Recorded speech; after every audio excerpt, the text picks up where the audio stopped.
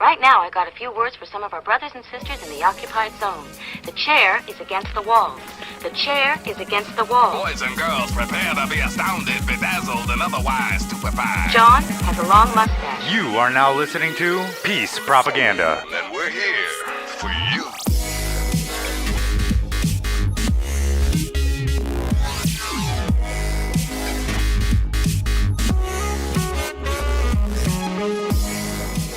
Oh yes, this is Peace Propaganda, and I am your host, Adam Elpo. This is the Wednesday episode, and thank you people who contacted the show. Seems that the new intro is popular with the fans, so I'm glad you like it, a little bit more upbeat. I was looking through old episodes. As it happens, the first format of the show lasted for 12 episodes, then the second format of the show, the format with the Don't Worry, Be Happy intro, was for 12 episodes, so who knows, maybe we'll run this for 12 episodes, or maybe it'll stay along a bit longer. A fan did something funny here to the Peace Propaganda Studios. Diligent listeners may recall that a couple episodes ago, I mentioned that I would never berate anyone for donating just $1 to the show, and well, lo and behold, someone donated $1 to the show via Bitcoin. So I want to thank you. I want to keep good on my promise not to berate you. I genuinely appreciate it. Thank you so much for donating $1. And of course, thank you to other people who have donated to the show. I now have a Next Coin, NXT coin tip jar as well. You can find that ID in the show notes. So the show accepts Bitcoin and NXT. If you're not familiar with NXT, it's being touted as Bitcoin 2.0. Who knows? Maybe it is. I want to start the show by talking about the direction that Peace Propaganda is heading in. Obviously, there's a new intro. Becky's no longer with the show. We wish her well, of course. So, to that end, the question has been raised by many listeners. What's going to happen with Peace Propaganda? Well, the show must go on, as they say. I will continue doing the show indefinitely. I love doing it, and I get so much positive feedback from the listeners, I'd be crazy not to. Many listeners have come to the show through Reddit, and I want you to know that I will no longer be posting the show to at least the r/anarcho-capitalism subreddit. That's where the show got its start, but it looks like some people in the community are not appreciating the podcasts that are being posted there. Peace Propaganda was not singled out, but from a marketing perspective, the last thing that I want to do to potential listeners is irritate them. For all the big talk that many people in the Liberty community do about supporting small businesses, and I know many of my listeners do, there are an unfortunate number of people who only want to listen to the big shows and not support the budding shows. So, if you hear an episode that you want to submit to any social media, including Reddit, please feel free. But I will not be submitting it to those subreddits anymore. Today is the Wednesday episode, which means I'm going to talk about, well, whatever I want. Mike Margolis from the Walking the Earth podcast, you may recall him from a recent interview that we did with him, shared a link on the Peace Propaganda Facebook wall. It's an article from Business Insider titled Satoshi's Revolution, How the Creator of Bitcoin May Have Stumbled Onto Something Much, Much Bigger. So I want to start right there with the title that I think many people who are just now getting into the Bitcoin space are not really identifying where Bitcoin came from. There's not a lot of history being laid out. Satoshi was a listener of Free Talk Live, which is a very prominent anarchist/libertarian talk show. Many of the early adopters of Bitcoin were anarchists and libertarians. So the idea that Satoshi stumbled onto something much bigger than Bitcoin only shows the shallowness which the author previously conceptualized Bitcoin. Because the fact is, Bitcoin was originally conceptualized as something that would decentralize all of commerce and potentially all manner of anything that could be done online. Business Insider did give their Person of the Year award for 2013 to Satoshi Nakamoto. Nakamoto, of course, is the name to the person or persons who created Bitcoin. He or she or they are, in fact, anonymous. Nobody knows who they are, or at least whoever knows who they or he or she may be is not speaking about it. It's a mystery. But I want to get a little bit into this Business Insider article because I think they do a pretty good job after the title. So here they say, about halfway down, by many accounts, Satoshi came up with a real-world solution to a long-standing computer science paradox known as the double spend problem, or the Byzantine generals problem. The challenge is how to send and receive money online without the need for a trusted third party, such as PayPal, ensuring that the same digital credit standing in for the amount being exchanged isn't being spent twice. So it's the double spend problem. It's how do you make sure that somebody isn't claiming that they never spent this money, but in fact just did spend that money somewhere else. And then they're scamming people all over the place because there's a lag in the network and nobody knows that the money's already been spent.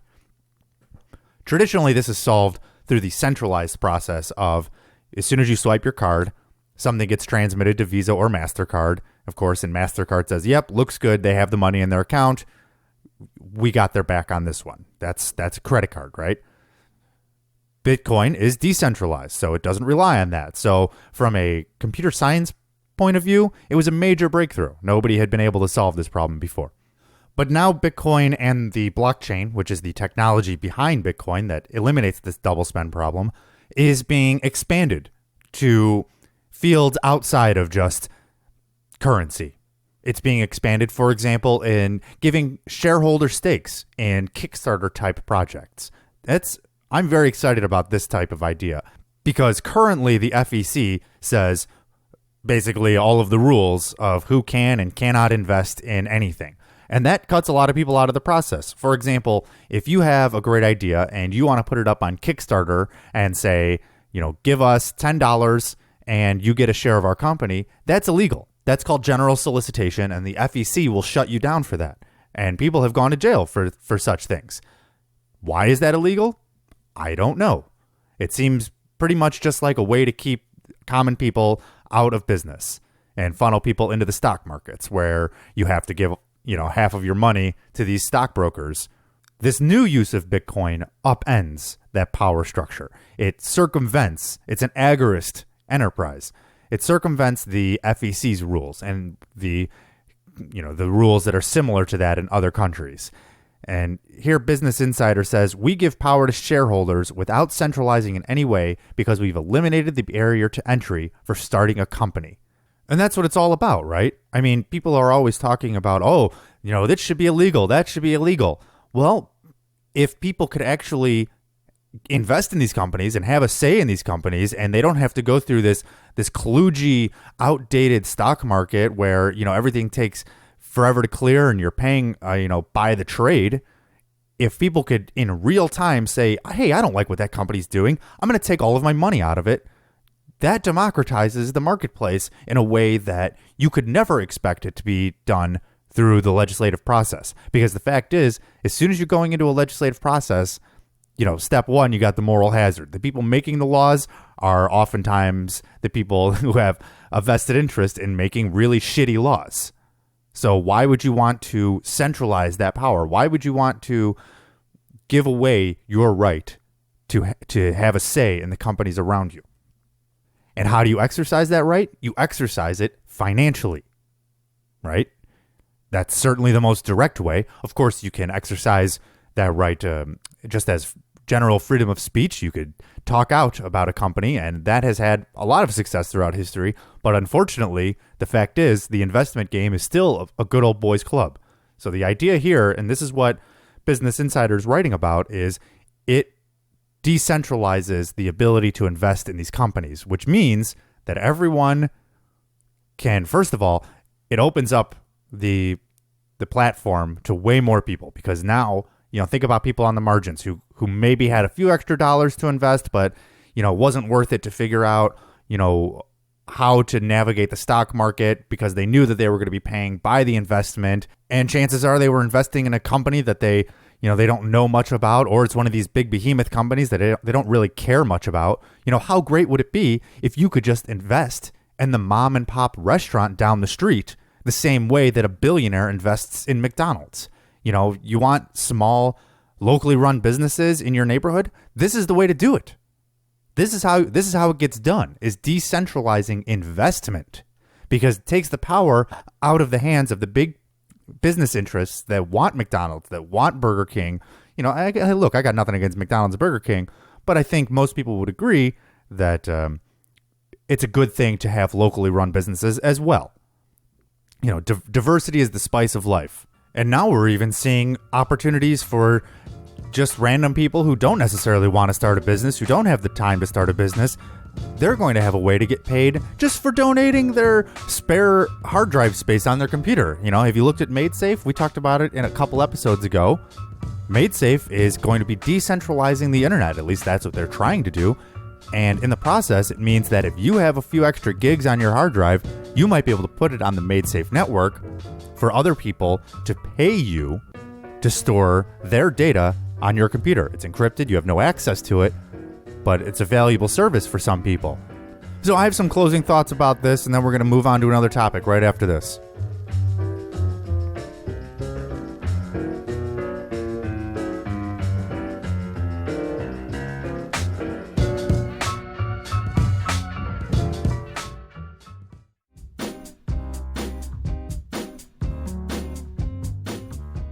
Have you heard of the Electronic Frontier Foundation? The EFF is a nonprofit organization dedicated to defending your rights online.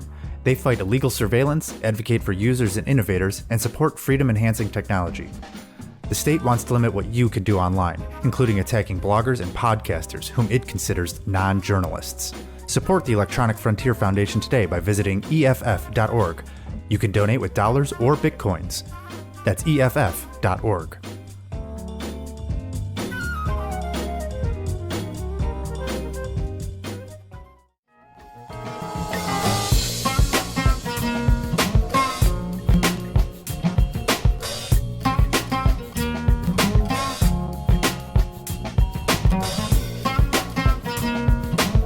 And we are back. Before the break, I was talking about how Bitcoin will decentralize the traditional investment model, one day allowing us to vote for the companies that we want to succeed much more directly than we currently do.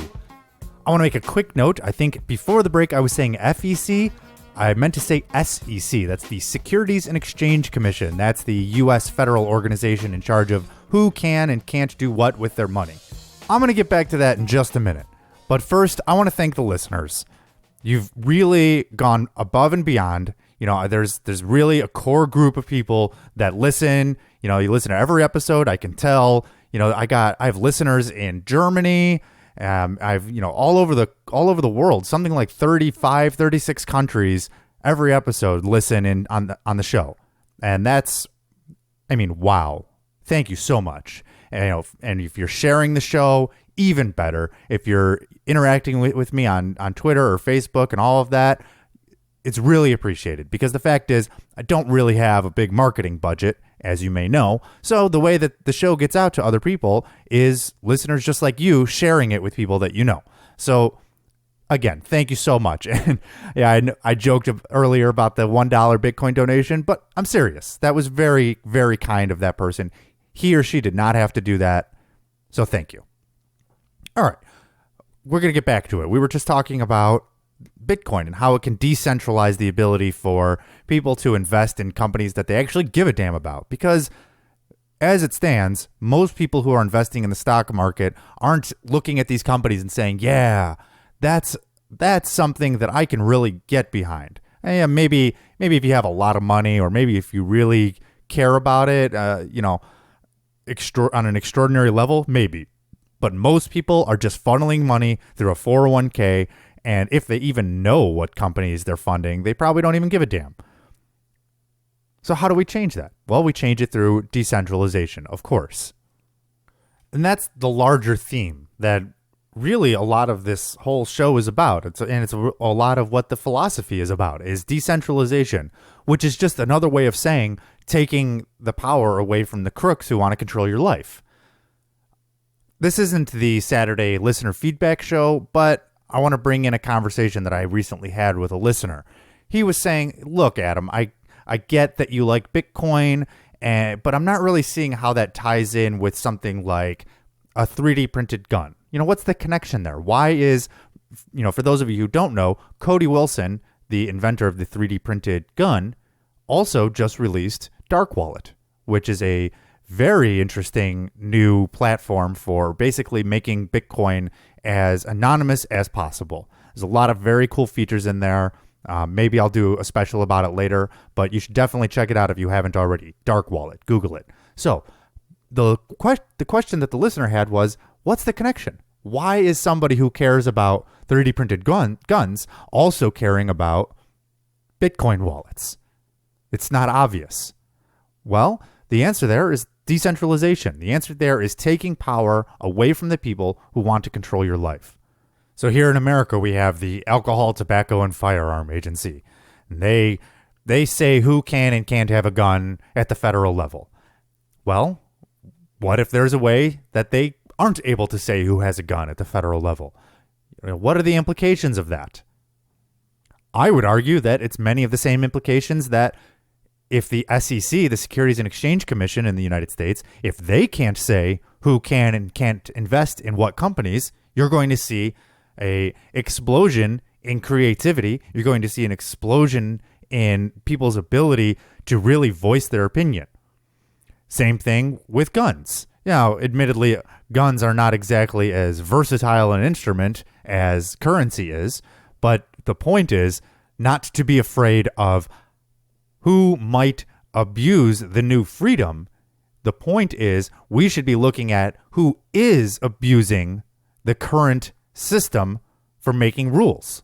Because the fact is, the rules don't make sense. As we just talked about with the SEC. And there's a lot of rules that don't make sense about guns, ladies and gentlemen.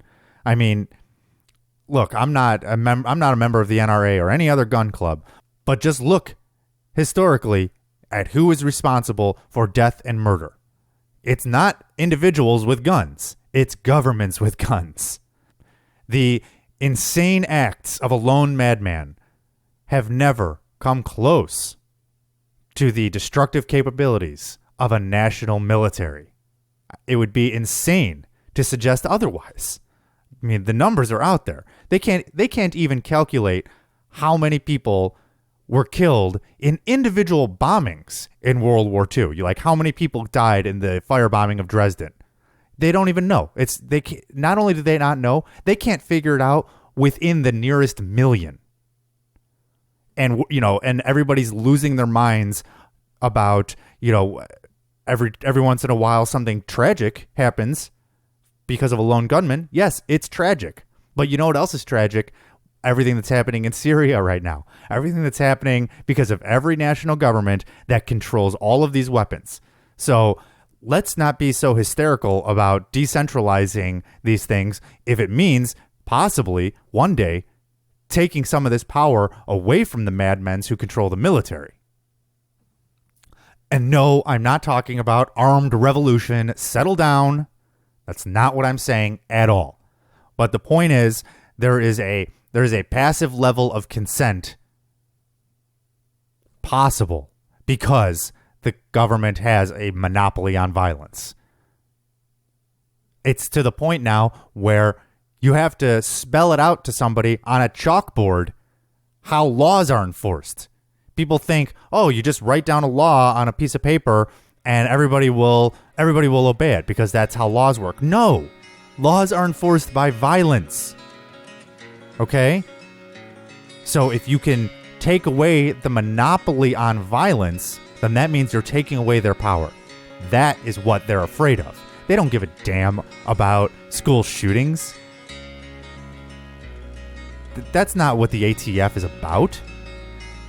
They're there to make sure that the U.S. federal government is the end-all, be-all on who has the biggest, most badass guns. That's the way it is. I'll be right back.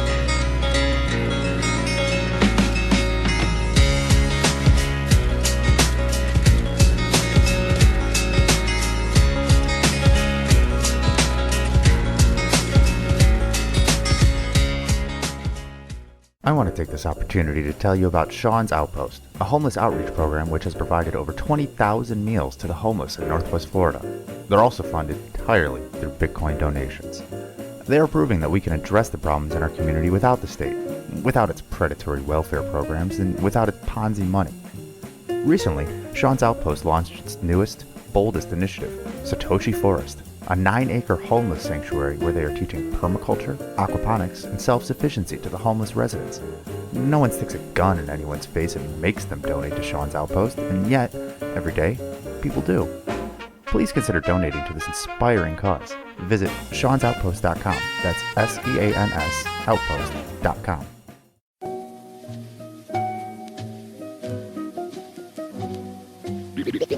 You can forget all that crazy talk. I've never seen anything like this before.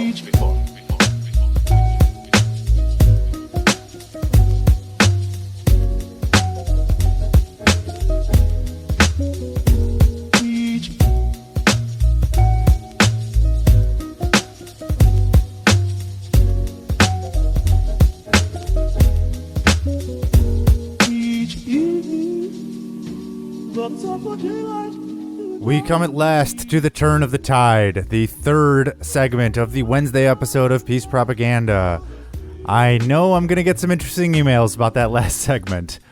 Well, here we are. I want to change gears a little bit now. I've heard a lot of talk from people recently. There's this new show, Cosmos, the Neil deGrasse Tyson hosted show about space and space exploration. So now it's on the tip of everyone's tongue. Everybody's talking about space. And invariably that leads to there ought to be a law. Everybody wants more funding for NASA. Of course, everyone is free to open their checkbook and send a check to NASA as a donation. But that is an absurd suggestion, I've been told. I don't know why. But nonetheless, That's what the conversation is we need more money for NASA. And of course, the reasons given is that private space companies have no incentive to do the types of missions that NASA would do. They don't do the raw innovation. They don't care about raw science and pure scientific research. They only care about the bottom line. Okay, well, ignoring for a moment that completely ignores the economic reality of the situation, because private companies have in the past done much raw scientific research. Let's think about what these so-called projects were that NASA did and how they were able to do them for a moment. I'm not going to spell it all out, but the fact is it's easy to do projects with no obvious value when you can make everybody else pay for your ideas. Now, if that's the kind of economic situation that we want to live in, where some group of people can take money from the entire population to fund their ideas, is that what we want? I'm not sure. Because it seems like your ideas, if they're good ideas, well, people will likely donate to them. And if they're not good ideas, then people shouldn't be forced to pay for them. All right. So I'm sure that I'm going to get some static from some people who say, well, Adam, you just don't understand. You know, these companies, they're not going to do it. It doesn't matter how good the idea is. And Velcro and, blah, blah, blah. The internet was invented by the government. Well, maybe we need to get away from the internet. But if you want me to talk more about that in the future, then send me an email. Yes, I realize the irony, but I may not have meant what you think I meant by maybe we should get away from the internet. But let's focus here now on the Google Lunar X Prize. That's right. Google is hosting a competition and has been hosting a competition for several years now. The Google Lunar X Prize is, well, it's what it sounds like. Basically, people need to land something on the moon. I'll read here from the GoogleLunarXPrize.org prize details. The Google Lunar X Prize, the largest international incentive-based prize of all time, aims to do something humanity has never accomplished: the safe landing of a private craft on the surface of the moon. More than half of the world's population has never had the opportunity to view a live transmission from the lunar surface.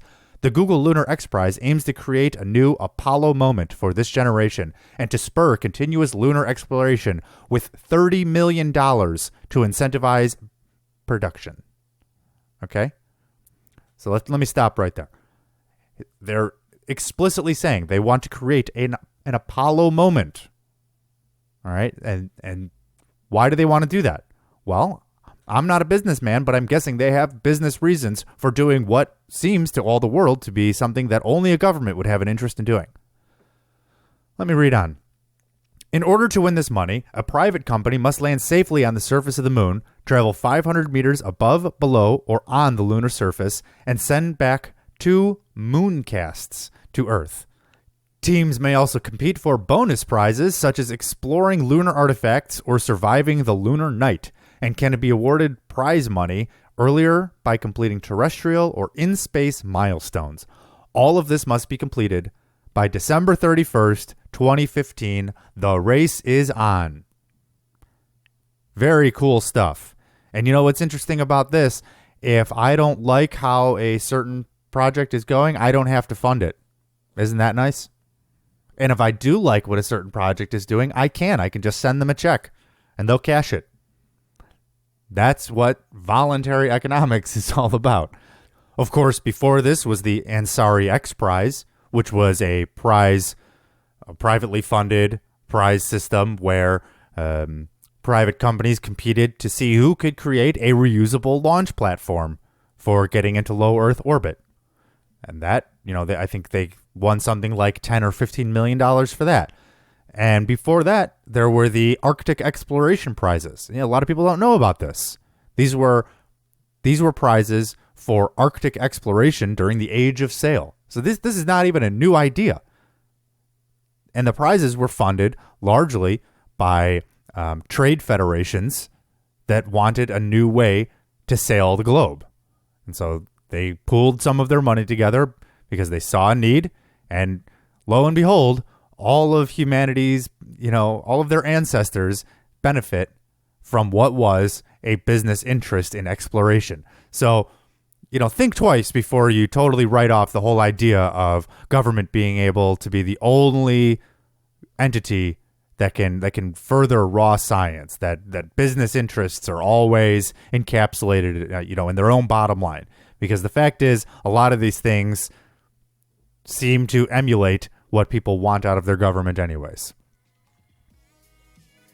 Well, all right. I think I'm out of sacred cows to kill over here in the Peace Propaganda Studios. If you heard anything in today's episode that you thought was controversial, that maybe you didn't agree with, and I'm pretty sure many of you did, go ahead and write me at host.peacepropaganda@gmail.com. Or if you want all the world to know how much you disagree with me, you can always post on the SoundCloud page, on the Facebook page. Don't forget, you can leave a review on iTunes. I really appreciate the people who have been doing that. It really helps me get the message out to more people. As I say, this is my way of advertising. I use social media and reviews on these sites to get the word out. If you want to contribute to the marketing budget and the production budget here, as you heard earlier in the episode, I do have a Bitcoin tip jar, and I now accept NXT. Keeping in Peace Propaganda tradition, I will leave you with a closing clip. But for my voice, that does it for Wednesday, May 7th, 2014. Don't forget to tune in 72 hours for the Saturday episode. Have a great week.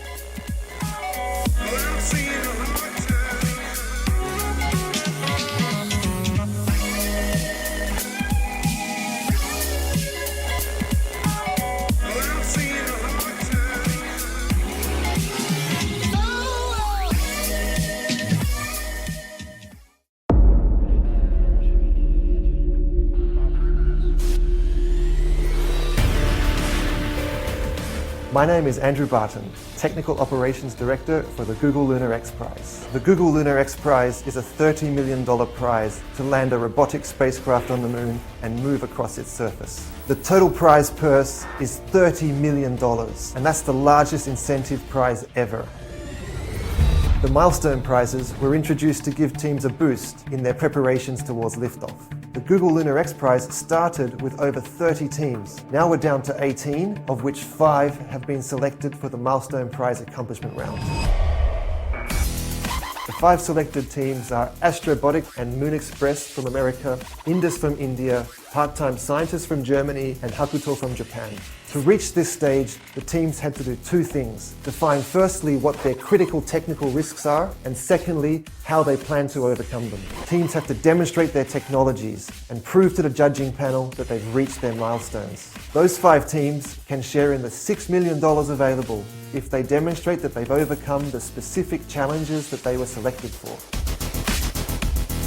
Those challenges are spread across 3 technical areas: landing, mobility, and imaging.